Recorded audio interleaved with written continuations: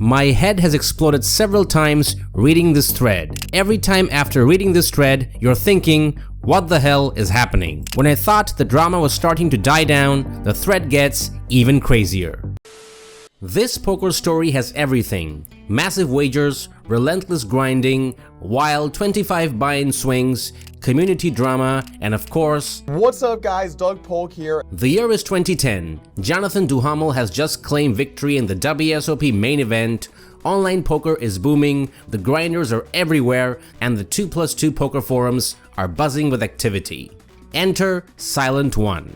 He posts a bold challenge on 2+2's legendary sub-forum. He vows to become the ultimate grinder at 100 NL for December of 2010. But things got wild when high-stakes grinder Ryan Fee joined the action, sparking a huge controversy and uproar. Stay tuned as we dive deep into this epic showdown and its shocking twists.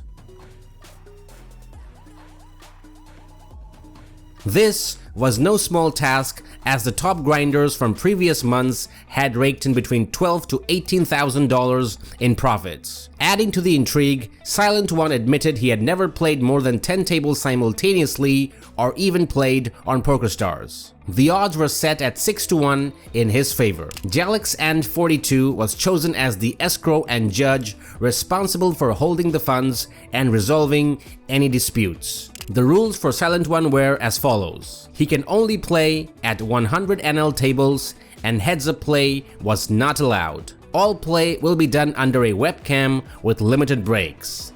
And a few other basic poker rules which you can see here. Rules for players wagering against him were as follows, and the judging rule were as follows. The judge was so confident of these rules that he said, "Just a quick note about the judging, I am optimistic there won't be any controversy the way the rules have been defined." Well, that would turn out to be so wrong. Many 2+2 posters weighed their opinions and started to place wagers. Joe Ingram said, "Damn, that is going to be interesting for a bunch of reasons." Setting for 6-1 and doing it in December when a lot of SNE chasers are playing really high volume, you don't seem to like money. Almost everyone on the forum doubted Silent One, but his confidence never wavered. Jalix and 42 got to work collecting the money. By November 28th, with just 3 days until the challenge began, the wagers were locked in. 14 people had put amounts ranging from $600 to $3,000. For Silent One, the stakes were monumental. He stood to win $67,000 if he succeeded or lose $11,000 if he failed. December 1st arrived and Silent One hit the tables. His start was anything but smooth. By the end of day 2, he was down over $2,000 and received comments like, "Lol, train wreck, are you still taking action?" But some posters really believed in him and were rooting hard. Forget about the leaderboard and focus on your game and playing your best. By day 5, things were looking a bit better, but he was still down a few buy-ins and far from reaching his ambitious goal. Keep in mind, he wasn't just aiming for profit. He had to outgrind every 100 NL player in PokerStars' massive 2010 player pool to claim the top spot. Silent One was channeling his inner grinder, putting in grueling 16-hour sessions and weathering massive swings during the first week. He explained, "Barely ate anything last few days. I just get up and play. Don't prepare anything. I'm playing right now, by the way. Down around $2,700 for the month. I'm really dumb for spewing off $3,000 just cause I was tilted or ran bad and snapped." Another problem that people overlook is the extra attention I get at the tables for doing this challenge. A lot of regs can exploit my plays and then all tend to focus on owning me.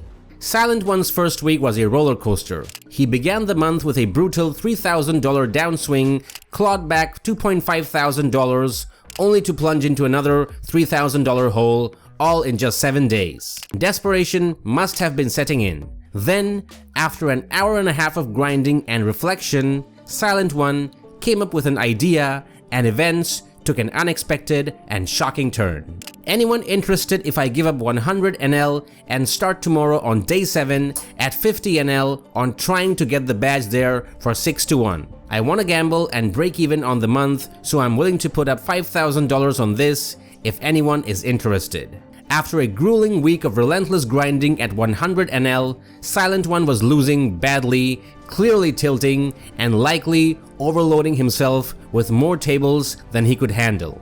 On top of that, he was already a week behind the pace needed to climb the top of the 50 NL leaderboard. Despite, or perhaps because of his dire situation, the wagers came pouring in. Within an hour, 7 people had placed action, eager to see how this desperate gamble would play out. The community commented, "This is absurd.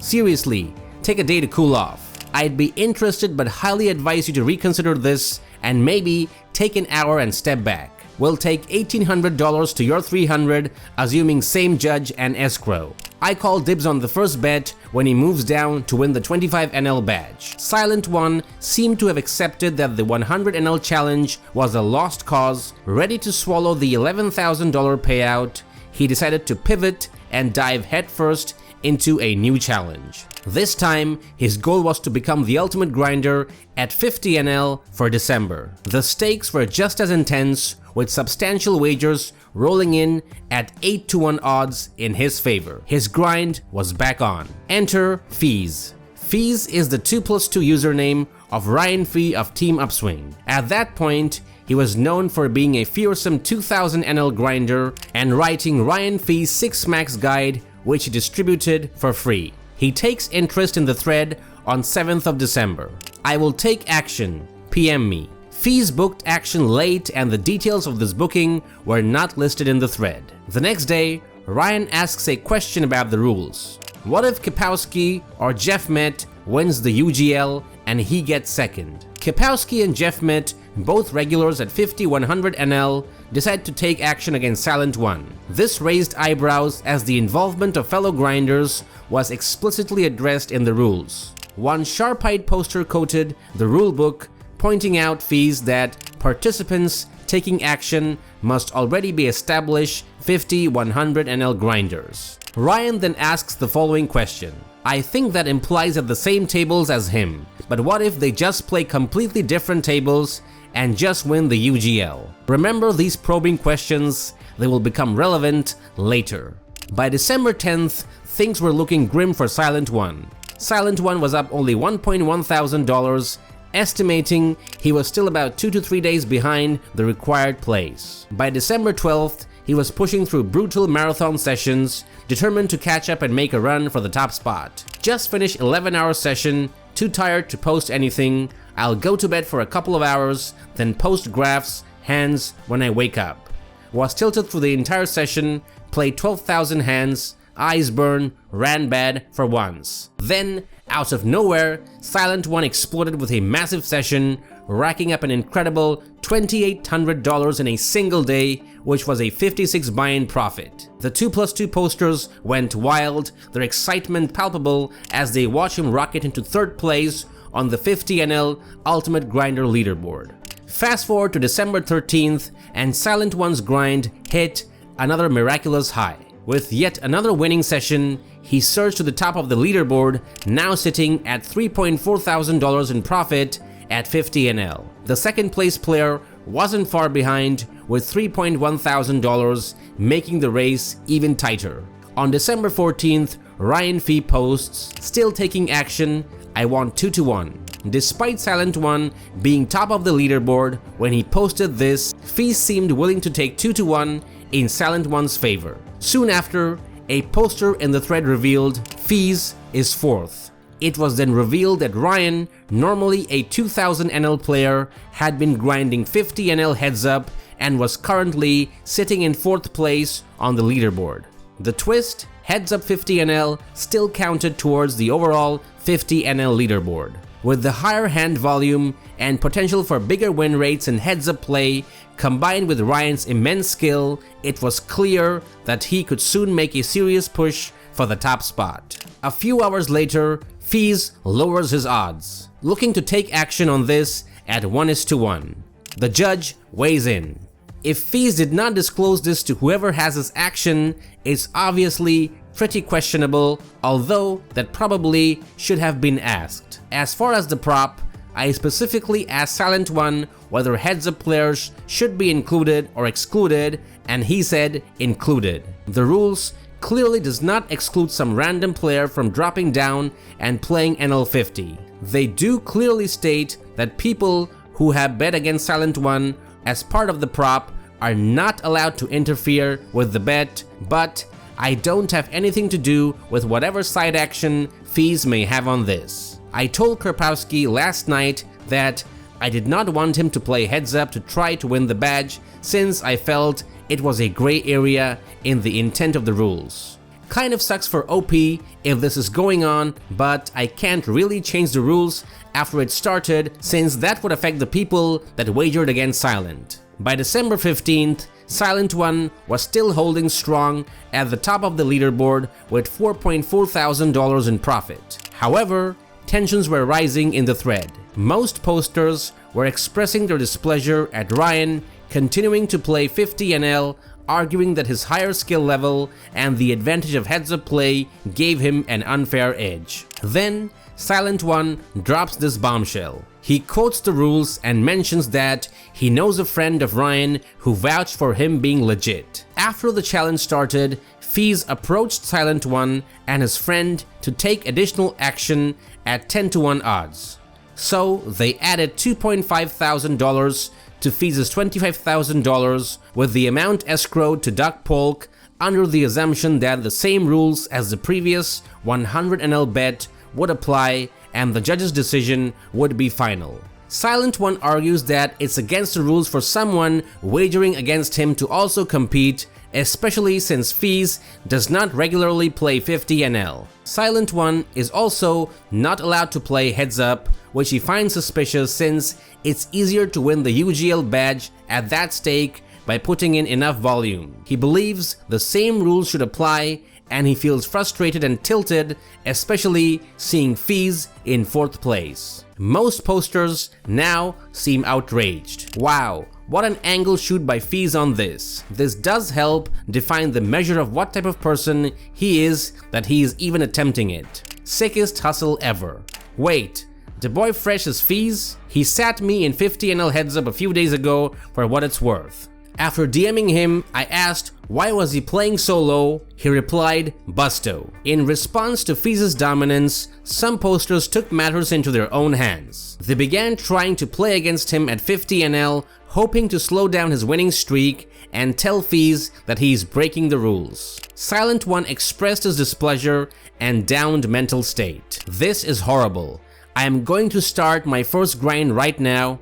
In my opinion, what FaZe is doing is against the rules and is unfair. I really hope I don't lose a lot right now, but I'm in a pretty poor emotional state. Please, whoever is decent, sit it up with FaZe and discourage him to continue what he's doing. For the first time in a few days, FaZe posts, "Hey, just to clear things up, I haven't broken any rules. There isn't a rule that explicitly states that I cannot win the UGL. I'm not trying to scam or do anything shady when I made the wager I posted in this thread against if a bettor could win the UGL.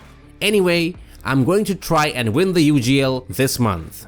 I haven't done anything wrong and there is nothing wrong with me going for it." Then, a debate about the ruler-ups and almost every poster is furious at Ryan. Had a conversation with Duck Polk over the phone. The assumption was that Jalix is the judge and his word is final. Duck Polk is simply just an escrow. Then Duck Polk posed for the first time, wanting to clear a few things up. First off, I was never told I was going to be an escrow. I literally woke up with Silent One's money in my account. I was never asked anything, I was never told anything, I was just sent the money and that's it. So now I'm being brought into this to make a decision which I don't think really is fair. I haven't read any of this thread, I haven't read the rules. Also, Ryan has to be one of my best friends here in Las Vegas, and I want that to be clear before I give my opinion about this. I think it's sort of unfair that I'm getting put into this situation. JalixN42 then posts his judgment in a lengthy post. While it's not unfair of FaZe to be playing 50 NL, he has clearly taken action that will influence the outcome of this challenge if he wins the UGL for 50 NL for December. Ryan would clearly not be playing 50 NL, and in fact is still playing his normal stakes if he did not have action on this wager. Fees also clearly understood that this was a questionable area to the rules based on his post in this thread, and he did not clarify it with the judge. His posts also indicate clearly that he felt he was subject to the rules. Therefore, I ruled that Ryan Fee's standing on the UGL for December will be ignored for purposes of determining this bet if he wins. Many posters praised Jalexan42, but Jalex did not have the money from the side action between Silent One and Fees. Doug Polk had it. Silent One gives his peace of mind and a quick poker update. Yes, I agree with this. Also, Ryan can keep the $25,000 without any forfeit. I am just really happy things worked out okay. Then, another bombshell dropped. A friend of Doug Polk revealed that Fees hadn't even escrowed his money to Doug, adding a massive twist to the already tangled situation. 2+2 reacts. Lol, WTF, Fees hasn't even escrowed his bet. And when I thought the drama was starting to die down, the thread gets even crazier. Jalex has a conversation with Doug Polk to reach an agreement and reports he's only holding Silent One's $2,500. He did talk to Fees. Fees told him he was going to talk to Silent One today and hopes to work something out reasonable. I asked what that means. He said he did not feel like he could tell me because he felt like what Fees told him was as a friend, but that it sounded fair in Doug Polk's opinion. Doug Polk said he thought my decision sounded reasonable. Doug Polk said that no one told him what to do, so he figured he was just holding on to Silent One's money. I told Doug Polk I was willing for him to ship me the $2,500 now. If he was feeling uncomfortable, he said he'd wait to see what Silent One and Fees work out. Back to actual poker, and Silent One reports a bad losing session on December 16th, citing all the ongoing drama. 22 buying downswing, I'm playing really bad right now, and I really wish I did not have to think about and deal with all these other problems. At this point, the community was fully rallying behind Silent One, urging him to stay strong as the drama escalated. Things took a turn for the worse when Jalexan42, after speaking with Doug Polk and Fees, posted a lengthy update, revealing some explosive details. According to Jalex, Doug Polk had protested Fees' participation, claiming it was unfair, and accused him of not sending the $25,000 to escrow. Meanwhile, Ryan Fees had offered Silent One a $1,000 buyout, calling it super generous, but it was flatly refused. Silent One responded, stating that the real reason Ryan Fees did not want the money escrowed by Jalex was that he feared his money would be forfeited due to breaking the rules. Doug Polk then chimed in, defending himself, and also shared some personal context, mentioning that he had also been playing 50 to 100 NL and had a rough year. It was an interesting side note, as Doug Polk had developed into a top heads-up player for a time, but struggled to get action even at the highest stakes. Jalex pressures Ryan Fee and Doug Polk to escrow the $25,000 to him, which Fees eventually does. Fees complains that he wouldn't have made the bet if he had known he wouldn't be able to angle Silent One. Meanwhile, members of 2+2 erupted in discussion, lightly mocking Doug Polk and Ryan Fees. Eventually, with growing pressure, Ryan Fees agreed to a 50% buyout. On the 17th of December, Silent One slips to number 2 on the leaderboard. He then makes a post that changes everything. He began by expressing his gratitude to everyone who had supported him throughout this wager. He shared that the players who had wagered against him had approached him multiple times with buyout offers starting at 33%, then 37%, and finally 44%. He ultimately agreed to a 50% buyout of all wagers from the 6 players. He clarified that he wasn't initially seeking a buyout, but the other players had wanted it, so he decided to consider their offers. His original goal was to spend time with his family during the Christmas break, but continuing with this challenge would have meant missing out on those moments. Rather than grinding 10-hour days, he would now return to his regular stress-free routine, accepting the 50% buyout after half month. In total, combining both the 100 NL and 50 NL wagers, he made a net gain of approximately $20,000. He mentioned that the other two options were either a net loss of $20,000 or a net gain of $60,000, but he chose the variance-free route. He believed that the buyout was a fair resolution for all parties involved. Finally, he emphasized that he harbored no hard feelings towards Ryan Fee or Doug Polk, acknowledging that things might have turned out differently if recent issues had not arisen, but he was now focused on a positive future. While most posters applauded the outcome, some called it the most anticlimactic finish ever.